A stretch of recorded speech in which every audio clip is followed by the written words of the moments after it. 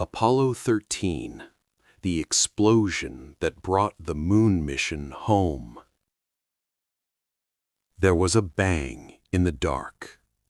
Not on Earth, not in the sky above a city. Nearly 200,000 miles from home. Apollo 13 had left Earth cleanly.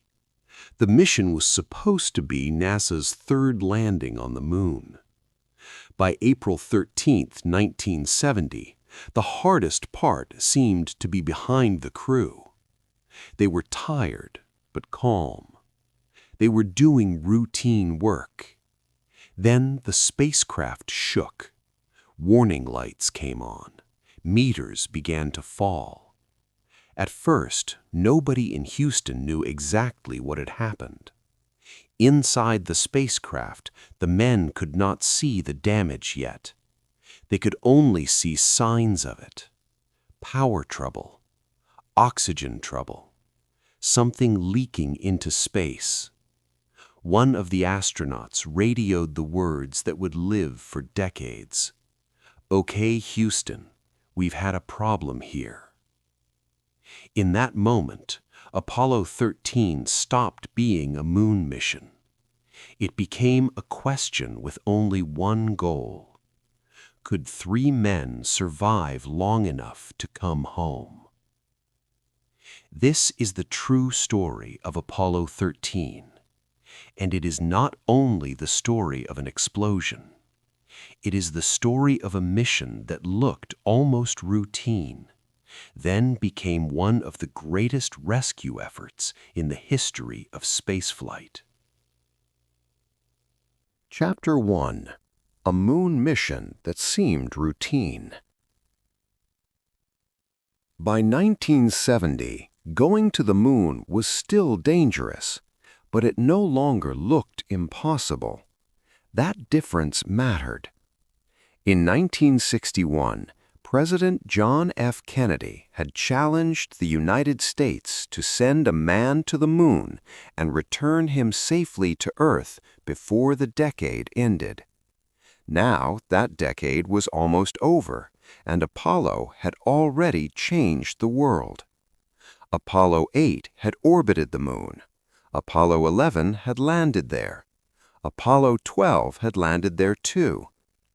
NASA still knew every mission could kill people, but success itself had created a new danger. When a hard thing begins to look normal, people stop feeling its full weight. Apollo 13 was meant to be another great step in that chain. The crew was strong. Jim Lovell was the commander. He was one of NASA's most experienced astronauts. He had flown in Gemini. He had gone around the moon on Apollo 8. Apollo 13 was supposed to be the flight that finally let him walk on the lunar surface. Fred Haise, the lunar module pilot, would go down with him. The command module pilot was first supposed to be Ken Mattingly. The mission plan aimed at a place called Fra Nauro. It was not only a symbolic landing site. NASA wanted real science there. The agency wanted to show that moon landings were no longer single great miracles. They were becoming a working program. That was the public face of Apollo in 1970. Powerful, confident, methodical. But even before the rocket rose, Apollo 13 changed. A few days before launch, a problem appeared on Earth. Astronaut Charles Duke, part of the backup crew, had been exposed to German measles. That mattered because some of the prime crew had been around him. Mattingly had no immunity. NASA worried that he might become sick during the mission. The risk was too great. About 72 hours before launch, Mattingly was removed from the flight. His backup, Jack Swigert, had to step in. Swigert was skilled. He was not an outsider. He had trained for Apollo work, but there is a difference between being ready in general and entering a moon mission at the last moment. The crew had to adjust. Procedures had to be checked again. Small habits between men had to be rebuilt quickly. Apollo 13 still launched on schedule. From the outside, the mission still looked solid. But the first quiet break in the story had already happened. The crew who flew to the moon was not the crew that had expected to go. That human change would matter later, because Mattingly did not disappear from the story. He would return to it from the ground. Chapter 2. Leaving Earth.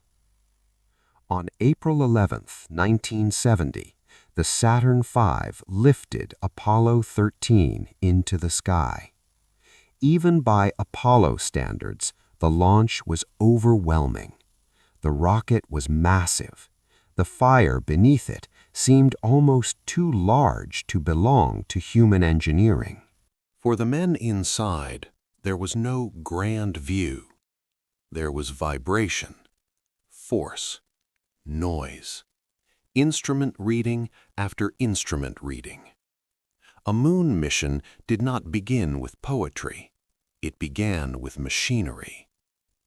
The launch was not completely smooth. The crew felt vibration early in flight, and one of the second stage engines shut down ahead of time. But the rocket system compensated. The other engines burned longer. Apollo 13 still reached orbit and then left Earth. The mission survived its first surprise. That felt like proof of strength. After translunar injection, the spacecraft headed out into deep space. The command module Odyssey and the lunar module Aquarius were joined as planned. The crew settled into the kind of work that makes spaceflight look calm from the outside. Checklists, food, navigation, television, conversations with Houston.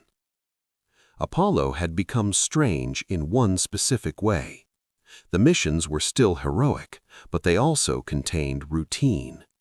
That is one reason Apollo 13 remains so powerful as a story. Disaster did not strike while the crew was doing something obviously reckless. It struck in the middle of ordinary professional work. Lovell gave the mission a feeling of steadiness. He had the calm voice of someone who had already lived through long flight in space. Swigert, though new to this crew at the final hour, fit in well enough on the air. Haise carried the lunar landing dream with Lovell. Like many astronauts, they moved between excitement and discipline. They were flying to the moon, but they were also doing a job. That balance shaped the first 2 days. The crew sent television pictures home. People on Earth watched a spacecraft that seemed healthy. Mission Control saw no sign that it was about to become a rescue center. There was one routine task that would change everything. Inside the service module were oxygen tanks. They mattered deeply. Oxygen was not only for breathing, it also supported the fuel cells that made electrical power. On April 13, Mission Control asked the crew to stir the oxygen tanks. This was a normal procedure. No one in the spacecraft knew that one of those tanks carried damage from a long chain of decisions and tests on the ground. No one in Houston knew it either. The mission had reached the quiet middle stage where danger often hides best. Chapter 3. The Bang. The command came up from Houston. Stir the tanks. Jack Swigert followed the procedure. The late replacement, only days into a mission that had first belonged to another man, was suddenly at the center of the worst moment in it. A moment later, Apollo 13 shuddered. There was a bang. Then came confusion. Warning lights turned on. Meters changed. Signals no longer matched the picture of a healthy spacecraft. At first, it was hard to read the event. In complex machines, strange readings can mean sensor failure. They can mean a short electrical problem. They can mean a false alarm. But they can also mean the spacecraft is dying. Swigert called Houston. "Okay, Houston, we've had a problem here." That gave him a strange place in the story. The man who entered the crew at the last hour became the first voice through which the disaster reached Earth. Jim Lovell came on the loop, too. He repeated the message in similar form. The line later became famous in a simpler movie version, but in the real moment, there was nothing polished about it. It was not a heroic slogan. It was a professional report from men who did not yet know how bad the situation was. Mission Control asked the crew to repeat. Lovell and the others began reading the instruments. What they saw was deeply wrong. One fuel cell was gone, then another. Pressure in an oxygen tank was falling. Electrical power was in danger. The crew looked outside. Lovell saw something that made the situation clearer and worse at the same time. Gas was venting into space. Something was escaping from the spacecraft in a steady white stream. Now the danger had shape. Apollo 13 was losing the resources that kept it alive. In Houston, the room changed almost at once. Gene Kranz, one of the flight directors, and the controllers under him had handled hard moments before. Apollo had seen alarm, error, delay, and uncertainty. But this was different. The data did not settle down. The spacecraft was not recovering.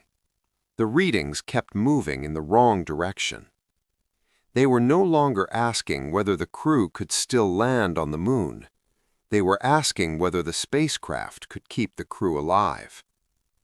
The distance made every thought heavier. This was not a launch pad emergency. No helicopter could rise. No nearby aircraft could help.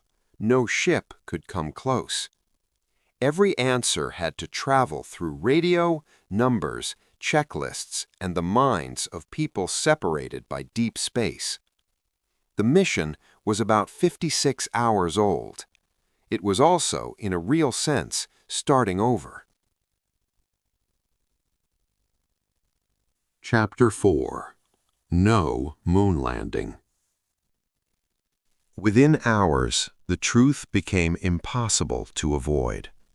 Apollo 13 would not land on the moon. The mission now had a simpler and harder purpose: bring the crew home alive. That sounds clear. It was not simple in practice. The command module Odyssey still mattered. It was the only part of the spacecraft built to survive re-entry through Earth's atmosphere. But Odyssey could not support the crew all the way home anymore. Its remaining power and oxygen had to be saved for the very end. So the crew had to shut down the command module and move into the lunar module, Aquarius. That is one of the strangest turns in the whole story. The vehicle built to land on the moon became the thing that kept the astronauts alive in space. Aquarius was never meant to carry 3 men for so long. It was not built to be a lifeboat for a long trip back to Earth. But it had oxygen, it had power, it had an engine. So it became home. The shift was not comfortable. It was abrupt and procedural. The crew had to power up systems in Aquarius while the command module around them was becoming something they could not afford to use. Checklists were read in a new order. Switches that usually belonged to a landing mission now belonged to a rescue mission. The men were not settling into a safe backup spacecraft. They were moving into a machine being asked to do more than it had been built to do. The move had to happen fast. Mission Control worked out procedures while the crew performed them. This was not a case of people opening a manual to the correct page and calmly following a complete plan. The plan was being made because the disaster had already happened. That is why Apollo 13 became a test not only of machines, but of minds.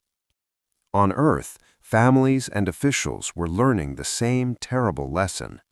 Apollo 13 was no longer a proud outward journey. It was a public suspense story watched by the world. NASA had spent years building confidence in the Apollo program. Now that confidence was being measured against a crisis. Krantz and the controllers had to protect something larger than public image. They had to protect the chain of disciplined thought that keeps panic from taking control of a room. Every console mattered. Every reading mattered. Every mistaken assumption could cost lives. Lovell understood another hard truth. The moon was still ahead of them. They were still going there, but they would not go there as conquerors. They would go there as men using its gravity to bend their path back toward home. That is one of the cruelest images in the whole mission.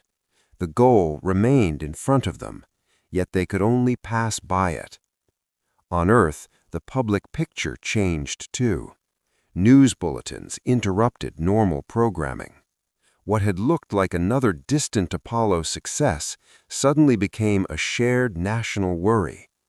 People did not know whether they were watching a mission fail or 3 men die slowly in space. Chapter 5. Around the Moon as Castaways. Apollo 13 had another problem beyond air and power. Before the explosion, the mission had already left the easiest free return path. That meant the spacecraft was not simply falling back toward Earth in the safest natural curve. The crew and Houston had to shape the return. This required burns, calculations, fuel judgment, and trust. Trust mattered because the crew could not see the whole answer for themselves. They had to trust the numbers coming from Earth. Houston had to trust that exhausted men in a damaged spacecraft could carry out critical steps correctly. One important burn came a few hours after the explosion. Another major burn came after the spacecraft had gone around the moon. The lunar module engine had to perform work it had never. Mission Control could only wait. Then Apollo 13 emerged again. The flight continued. The crew had not been lost on the far side, but nobody in Houston relaxed. Krantz and the controllers still had a room full of unfinished problems. The mission had a return path now. That did not mean it had a safe return. The return path was only part of the struggle. Aquarius was keeping them alive. At the same time, Aquarius was becoming a new source of danger. It was too small, too cold, too limited, and the air inside it was becoming a problem of its own. Chapter 6. The air is running out. The lunar module had one set of limits. Apollo 13 now needed another set entirely. Aquarius had been built to support 2 men for about 2 days on the moon. Now it was carrying 3 men for roughly 4 days in space. The numbers did not work cleanly. Oxygen supply was one issue. Power was another. But carbon dioxide became one of the most dangerous problems. People think of space danger as explosions, fire, or emptiness outside the hull. Apollo 13 showed another kind of danger. Air inside the spacecraft could slowly become poison. The lunar module used round canisters in its carbon dioxide system. The command module used square ones. The crew had extra square canisters, but square did not fit round. That was the famous problem later described as putting a square peg into a round hole. On the ground, engineers and controllers gathered the materials the astronauts had aboard the spacecraft: plastic bags, cardboard, tape, hoses. They spread them out and asked a blunt question. What can we build from this that the crew can actually make? That question captures the real greatness of the Apollo 13 rescue. Not genius in the abstract, usable genius under pressure. Mission Control had no right to invent a beautiful answer the crew could not assemble in a cramped, cold spacecraft. The solution had to be ugly if ugly was what worked. Instructions went up to the crew. Swigert, Lovell, and Haise followed them. They built the adapter. The scene says something important about Apollo at its best. This was not elegance. This was cardboard, plastic, gray tape, and a spacecraft full of tired men following instructions one step at a time. The device looked improvised because it was improvised, but it worked. Carbon dioxide levels dropped. The crew had won back one more slice of time. This stage also deepened the human divide inside the story. On Earth, Houston was bright with equipment, people, paper, and support. In space, the astronauts were tired, thirsty, cold, and cut off from touch. Yet the two worlds were now more tightly joined than ever. The men on the spacecraft were alive because hundreds of minds on Earth were solving their problems step by step. And the people on Earth could only prove those solutions through the hands of the astronauts. Apollo 13 had become a chain in which every link mattered. Kranz's room could not become emotional in the wrong way. People were worried. Some were exhausted. But the culture of mission control demanded that worry be turned into work. That discipline is one reason the story still holds. The rescue did not happen because everybody felt strongly. It happened because trained people kept turning fear into procedure. Chapter 7. Cold, Thirst, and the Long Way Home. Hollywood later gave Apollo 13 many memorable images. But the deeper truth of the return was less cinematic and more miserable. The spacecraft grew cold. Water had to be rationed heavily. The crew slept badly. Condensation formed on surfaces inside the spacecraft. Everything that was not essential had to be turned off. The mission now depended on not using what little remained. That kind of survival creates its own mental strain. Every comfort becomes suspicious. Every switch becomes a question. Can we afford this? Can we leave that off? Will we need this battery later more than we need it now? Haise suffered especially during this period. He became weak and unwell. There was no doctor nearby. There was no way to improve the basic condition of the spacecraft very much. The men had to endure it. Food mattered less than water now. Even drinking became part of mission arithmetic. The crew had to think about ounces. That is the kind of detail that makes Apollo 13 feel different from many disaster stories. The danger was not only one catastrophic moment, it was the long punishment that followed it. Lovell later spoke of the cold and the thirst as real physical memory, not just background difficulty. That matters, because Apollo 13 was not saved by ideas alone. It was saved by bodies that kept functioning long enough to use those ideas. There was also navigation to manage. Deep space flight is not only about having an engine, it is about pointing the spacecraft correctly. Some normal navigation methods were harder to use after the explosion because debris and venting interfered with the stars the crew needed to sight. At one point, the astronauts had to help guide the spacecraft using a visual line with Earth in the window. This was the opposite of smooth automation. This was hand-flown survival. Back in Houston, Ken Mattingly returned to the center of the story. The man removed from the crew before launch was now helping from the ground. He worked on procedures for powering the command module back up for reentry. That problem was severe. Odyssey had been shut down to save power. No normal checklist had been written for exactly this situation. The spacecraft had to wake up after an extreme sleep and still carry the crew through the most violent final stage of the mission. Mattingly worked the problem in simulators on Earth, running steps again and again until the power math made sense.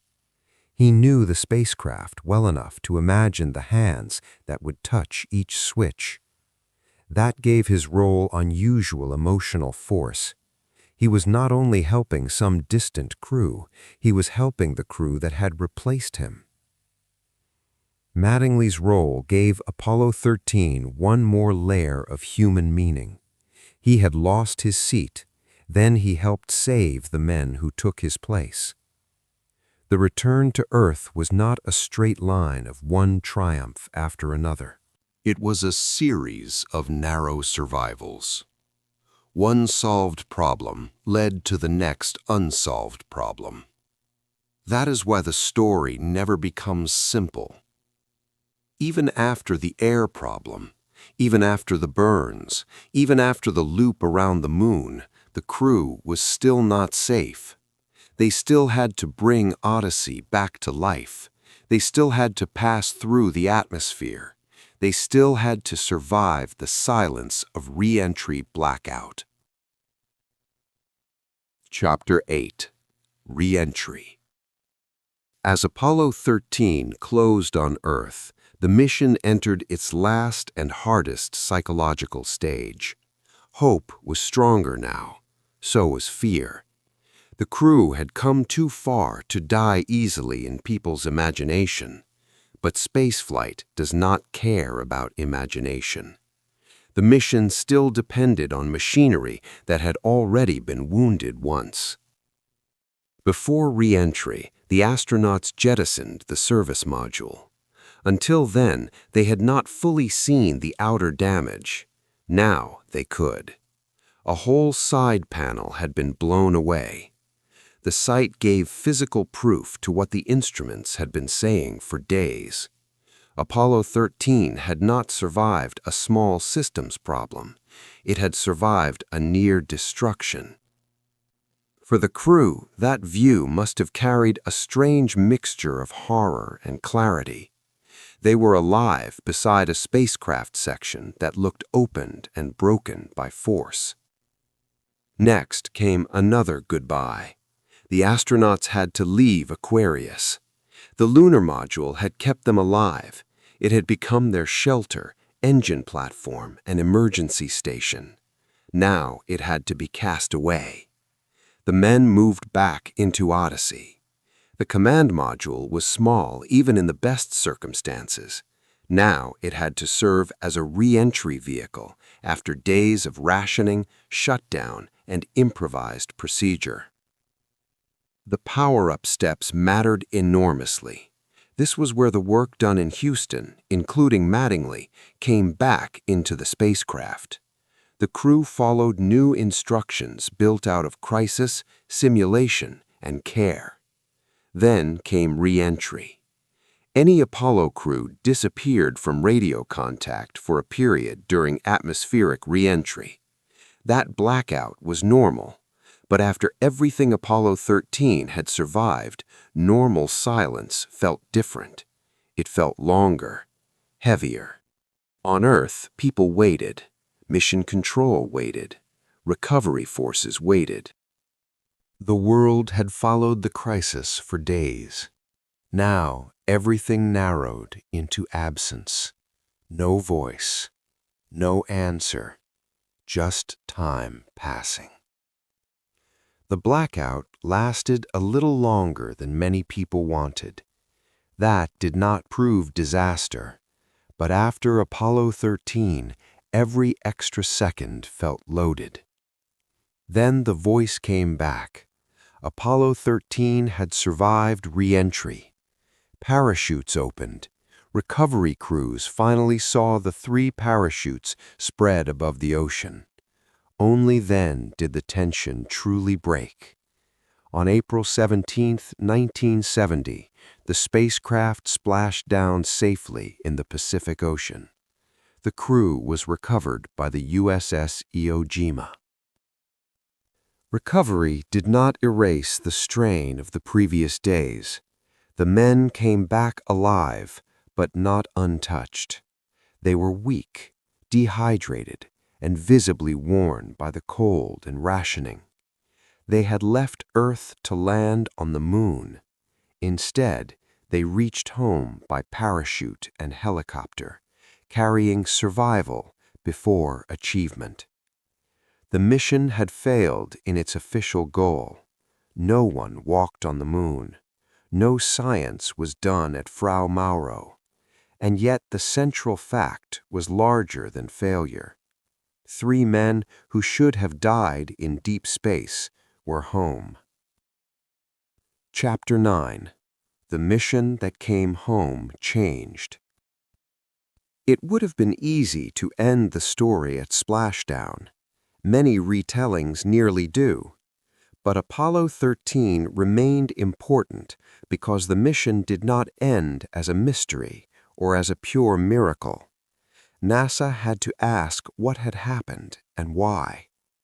The inquiry found a chain, not a single bad instant. One oxygen tank had a troubled history before launch. It had been removed, handled, reinstalled, and later subjected to a long ground test in which heater-related parts were not suited to the higher voltage being used. In plain terms, a small design mismatch mattered greatly. Parts built for lower voltage conditions were exposed to higher voltage testing on the ground. That overheating damaged insulation inside the tank and left a hidden danger in a spacecraft that then passed other checks. The result was damage inside the tank. That damage stayed hidden until the mission was already deep in space. Then, during the routine stir, the tank failed. The lesson was severe. Apollo had not been defeated by the emptiness of space alone. It had also been wounded by unnoticed trouble on the ground. This mattered because Apollo 13 was not only a survival story, it was also a warning about how complex systems can carry old mistakes quietly forward. The disaster was born partly on the ground, long before the bang in space. That was the hard institutional truth NASA had to face. The agency paused and changed hardware and procedures before the next lunar mission flew. Oxygen tank design, testing practice, and electrical protections all received close attention. The cryogenic oxygen system was not allowed to continue unchanged.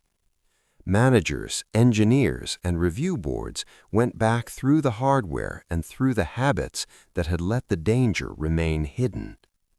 The next crewed Apollo moon mission was delayed for months while those changes were worked through. NASA could not treat the mission as a dramatic exception and move on. The whole program had to prove that it had learned from the accident. That consequence is important. Apollo 13 was not stored in memory only as a brave story. It also forced NASA to become less trusting of routine success. The next mission could not simply assume Apollo had become ordinary work. Apollo 14, when it finally flew, carried the weight of those lessons. Fra Mauro was reached at last, but not by Apollo 13. The lost landing remained part of the mission's emotional shape. For Lovell, that loss never really disappeared. Apollo 13 had been his chance to walk on the moon. After the explosion, he still circled it, still saw it, and still came home without the landing that had drawn him there. That gives the mission one of its quietest pains.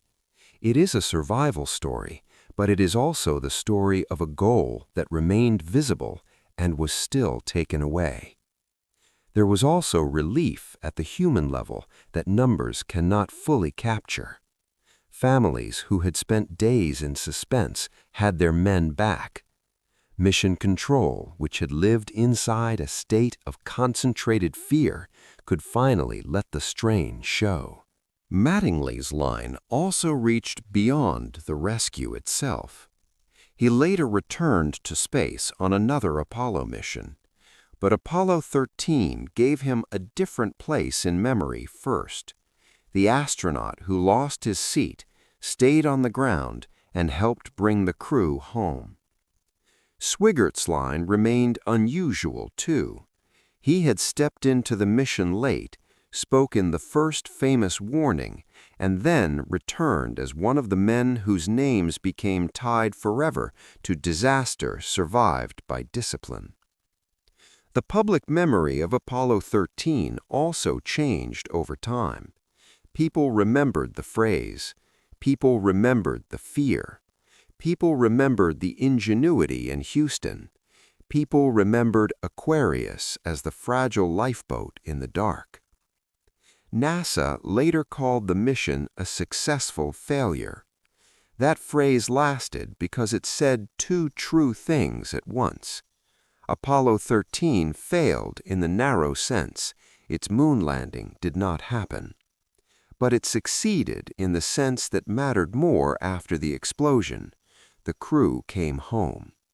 And the rescue revealed something essential about the space program. Apollo was not great only when everything worked. Apollo was also great when damaged people and damaged machines were held together by discipline, engineering, and refusal to quit. Still, the story should not be made too clean. The men returned tired, thinner, and marked by the strain. The program returned chastened. NASA had been reminded that the moon was not becoming ordinary after all. Behind every mission patch, every television image, and every launch speech, there remained a hard fact. Spaceflight was still balanced on exactness. If the exactness failed, survival depended on human beings thinking clearly under fear. That is why Apollo 13 still feels so immediate, not because it is a perfect story, but because it is not. It is a story of confidence broken, knowledge tested, bodies pushed, and disaster turned into return by one decision after another. When the bang came, Apollo 13 was heading for the moon. After the bang, the moon became only the curve that helped bring them home. And that is why the mission remains one of the clearest examples in modern history of how failure, if faced honestly enough, can still save lives.